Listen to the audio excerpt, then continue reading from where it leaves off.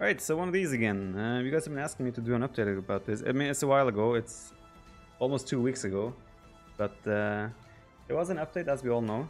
And a lot of you wonder about my thoughts. I haven't really read through this all in detail before. So, yeah, but I'll try to make this one a little bit faster than it's normally been. So yeah, the April update. There are some bugs in this one as well, though. I know the Malay, for example, now can get very far into each age. And so on. But yeah, we'll just go quickly through this. I don't think I'm going to read through all these things. There's a lot of things there. The patch will be linked in the description of the video, so if you want to read through all these extra details, be my guest. I'm going to mainly focus on the balance changes, I think, and share my thoughts on that, because I think that's what you guys mostly think about regarding, or wonder about regarding my thoughts on as well.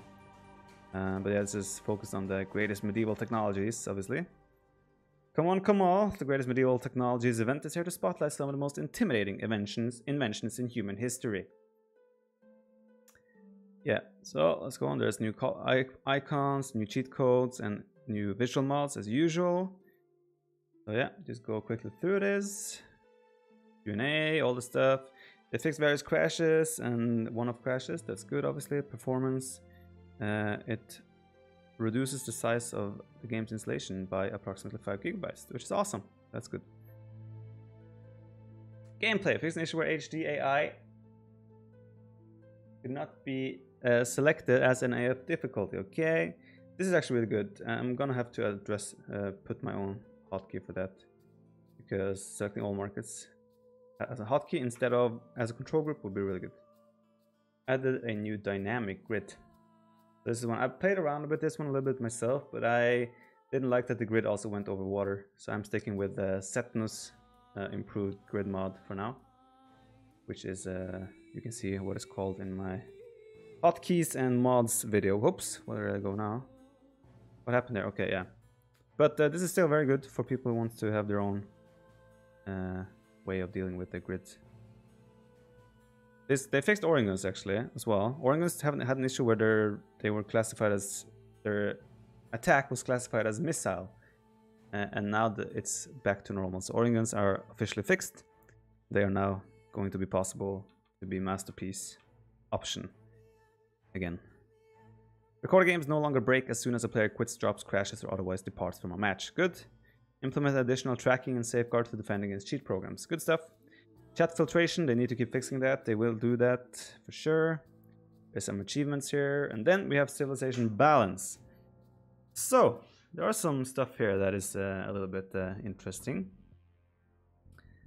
So, civilization bonuses which provide additional villagers to Chinese and Mayans, and a bonus llama to the Incas have been disabled in the Empire Wars game mode. That's good. Chinese in particular were quite broken for Empire Wars, so that's good. Fishermen can now drop food they've collected at docks. This one is actually huge. This actually changes the whole way of building up on hybrid and water maps, where you now can have one villager collecting shortfish. You could even send like 2 vills to make a dock if it's not too far, and they can take shortfish afterwards. Shortfish is the fastest food income, so this is actually pretty huge, pretty significant, and it changes a lot. I think hybrid and water maps are going to be kind of redeveloped again because of this, and builds will be changing a little bit. So that's interesting. I think you can abuse it though. You can take hunt, 35 food from hunt, and make them fishermen and drop it off at the dock. So you can abuse it a little bit as well, which is not good. But hopefully they can fix that. Fire galleys are training slower now, which I guess is okay. I thought the water rock paper scissor was fine right now, but apparently they thought the fire galley was too strong. All right then. Yeah. Again, this change is huge for the game. Nomad as well, in particular, for example. Yeah, there's just a lot to. This can be used in a lot of different ways. I'm excited to see how that works.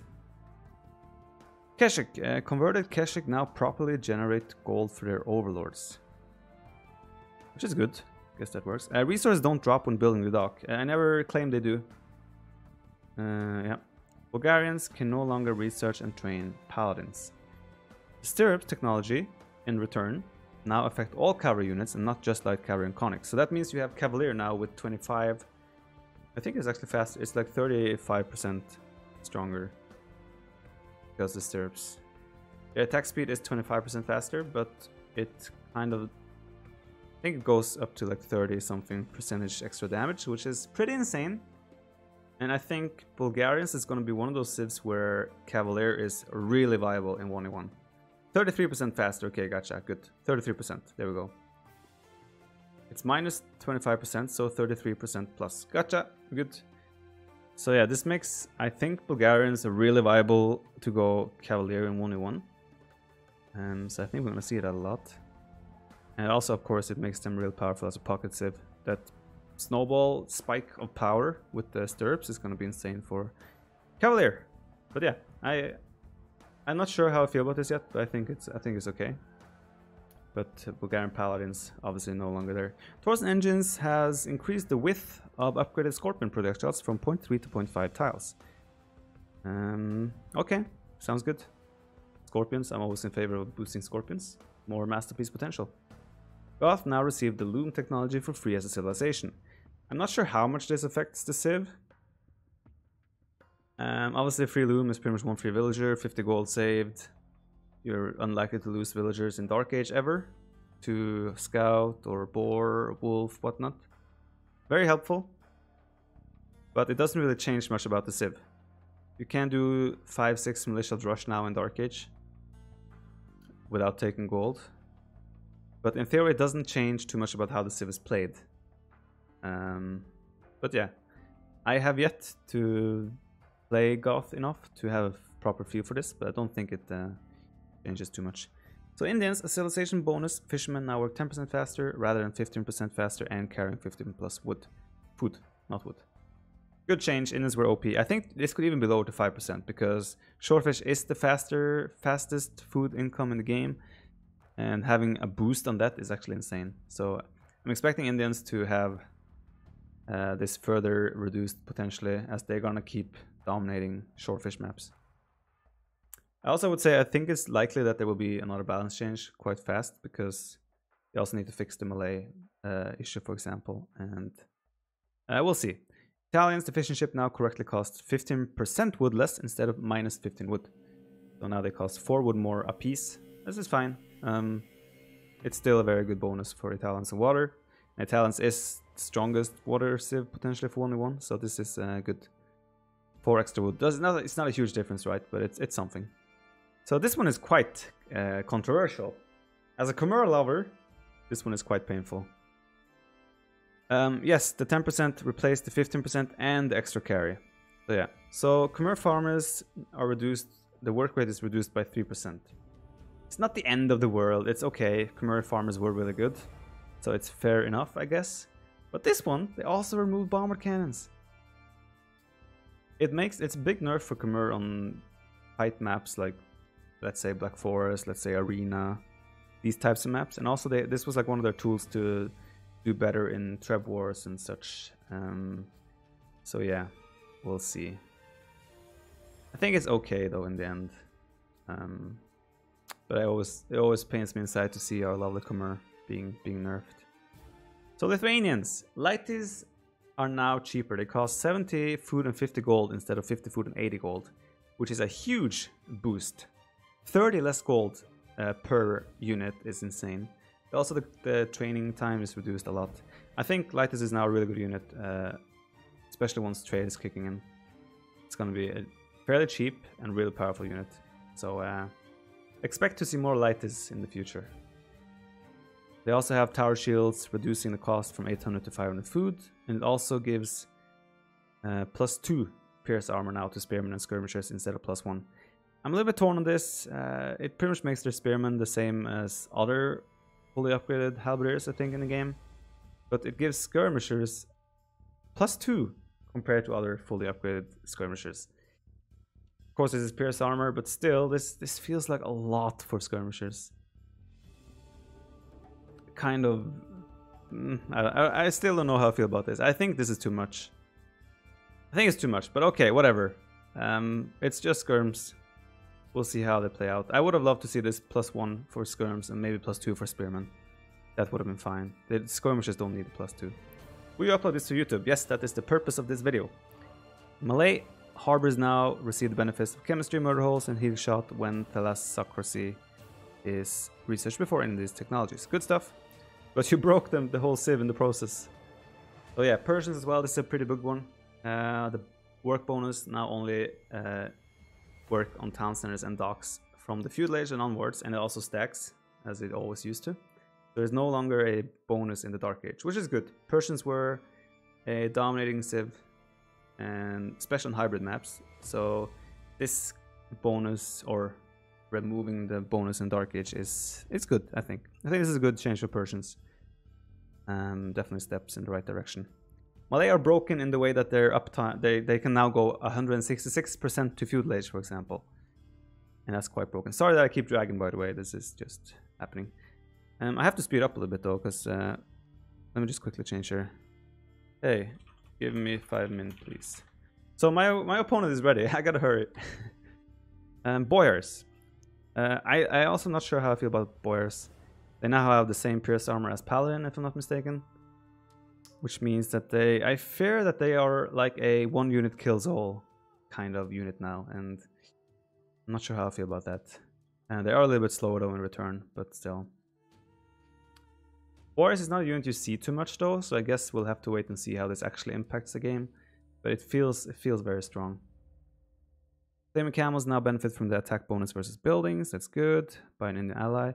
And then Teutons, this is another one of the big ones. As a civilization bonus, barracks and stable units now receive +1 melee armor bonus in the Castle Age and Imperial Age. +2 in total. That's insane. That's insane.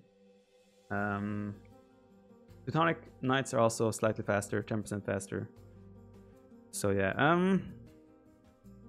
this bonus here I think is too strong. I think this is something that has to be reverted. +1 is enough in my opinion. +2 in Imp, this is so powerful.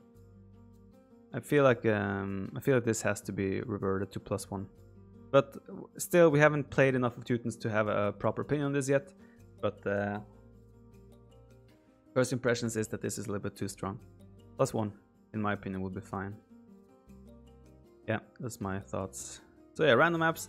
They have changed a lot of things here. Again, you can check out the link to this patch yourself. There's just a ton of changes to the random maps, etc. And then they have also made changes to the lobbies and matchmaking, which they're always doing. They're always making improvements to this, which is awesome. And they also added a spec dealer now for ranked games for 2 minutes, which is great. I did discuss quickly on a previous stream of mine, yes, but I didn't record it for YouTube, which is what I'm doing right now.